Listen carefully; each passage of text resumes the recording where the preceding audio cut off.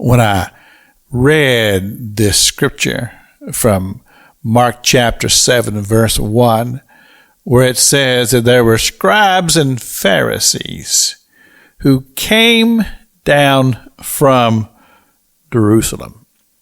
And I said, that sounds like trouble to me. And sure enough, basically, these scribes and these Pharisees had come down to where Jesus was performing his ministry crusades, ministering in the synagogues, crowds coming from all over the place. And this news had gotten back to Jerusalem. And when these scribes and these Pharisees, they heard about this, they said, well, we better get down there and investigate this thing. And they did. And then verse number 2 gives us a clue to exactly why they came. It says this. It said that they took note that the followers of Jesus did not do a ceremonial washing of hands before they ate. And it says, and the scribes and the Pharisees began to find fault. And my estimation of the situation is that is exactly why they came. You see, these scribes and Pharisees were people who were used to being in power. Power was very important to them.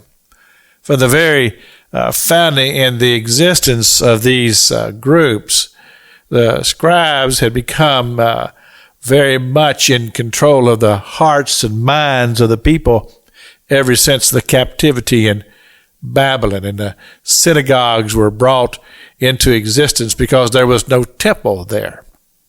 And so these scribes were kind of like we would consider today a modern day pastor. But then out of that group came these Pharisees who were very much involved in the social activities, day-to-day living, how you should live, the way you should act, and of course, the ceremonies. They were big on the ceremonies. And as they saw the ministry of Jesus, and they saw that Jesus was pulling at the very heartstrings of the people, because Jesus loved the people. We find this in the previous chapter that we just concluded here on the broadcast, chapter number 6. It said that Jesus, when he saw the multitudes, he was moved with compassion.